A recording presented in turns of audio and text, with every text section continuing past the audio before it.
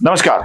द्यूतामध्ये हरल्यानंतर पांडव वनवासाला निघालेले आहेत आणि या वनवासाला निघालेल्या पांडवांच्या मनामध्ये हरल्याची लज्जित झाल्याची भावना आहे. एवढंच नाही तर अख्ख्या हस्तिनापूरच्या मनामध्ये पांडवांच्या विषयी सहानुभूती आहे आणि काय विपन्नावस्था जगायला लागते याची जाणीव हस्तिनापूर साम्राज्याच्या मनामध्ये येते आहे आणि सगळ्यांच्याच मनात हळहळ होते आहे.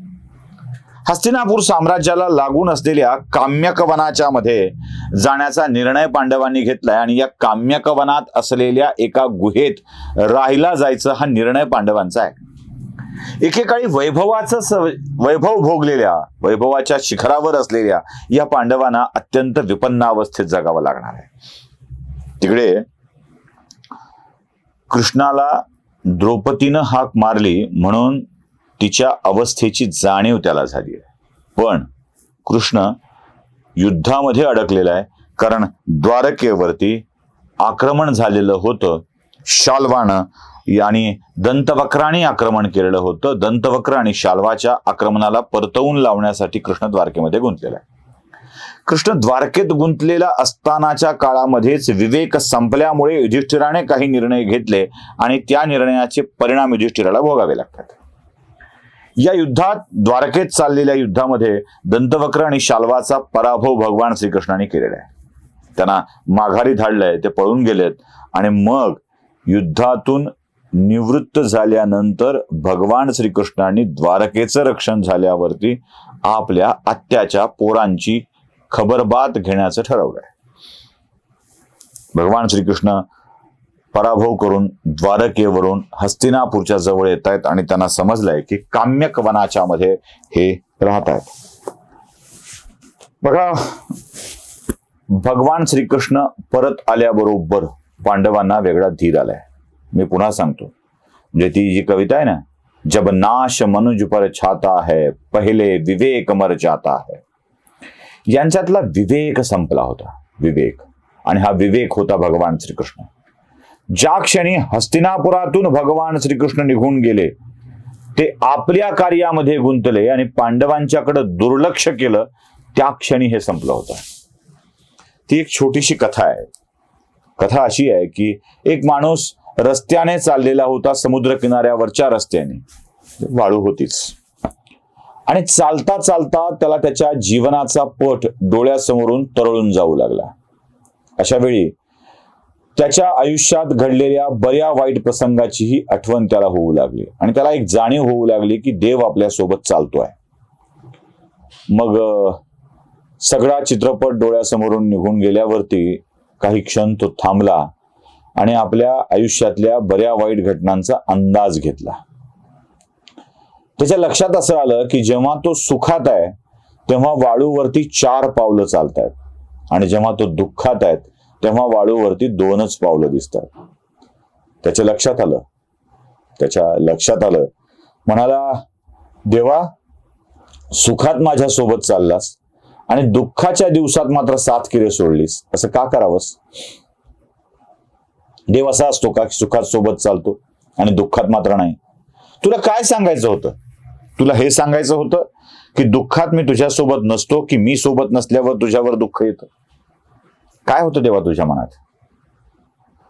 देव त्याचं बोलणं ऐकू लागला.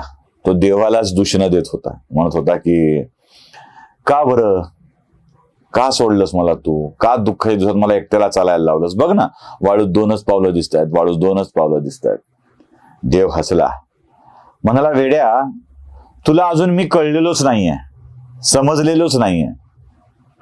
त्याला म्हणजे नीट बघ, म्हणाला, तुझ्या सुखाच्या दिवसात 4 पावलं वाळूवर दिसत आहेत.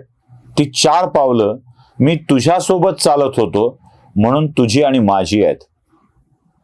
दुःखाच्या दिवसात तुला 2च पावलं दिसत आहेत आणि तू समज असा करून घेतलाय की ती पावलं फक्त आणि फक्त तुझी आहेत. अजिबात तसं नाही आहे. वाळूत चालणारी दुःखाच्या दिवसातली 2 पावलं माझी आहेत, कारण दुःखाच्या दिवसात मी तुला उचलून घेतलं होतं म्हणून फक्त माझी पावलं दिसली.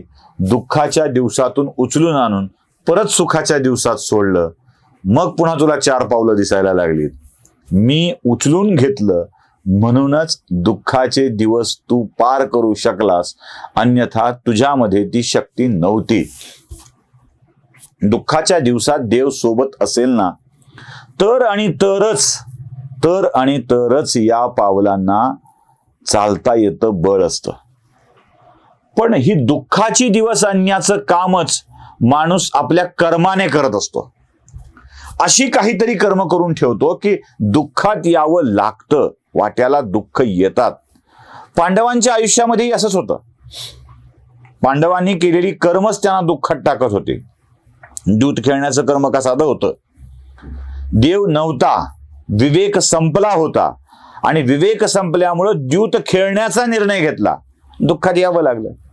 दुःखात आल्याबरोबर भगवंत जवळ आले आणि दुःखाच्या दिवसातून परत न्यायचं अभिवचन दिलं.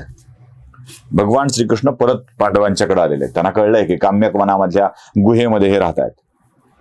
आणि हे कळल्याबरोबर पहिल्यांदा द्रौपदीला दिसलं की आपला कृष्ण येतोय. मी आपला कृष्ण म्हणतोय, तिचा सखा कृष्ण म्हणतोय, भाऊ कृष्ण नाही. आपण कितीही म्हणू, द्रौपदी कृष्णाची सखी होती, तो कृष्णही म्हणायचा तिला. आपला सखा येतोय ही तिच्या लक्षात आलं आणि तिचा भावनेचा बांधच सुटला. धावत धावत धावत कृष्णाच्या जवळ गेली, त्याला आपल्या गळामिठीत घेतलं आणि ढसाढसा रडू लागली, ओक्साबोक्षी रडू लागली आणि म्हणाली, बघ ना काय झालंय. तो तिचं सांत्वन करतोय. द्रौपदीचा फुटलेला बांध बघितला आणि कृष्णाला बघितलं की पांडवांची अवस्था तीच झाली.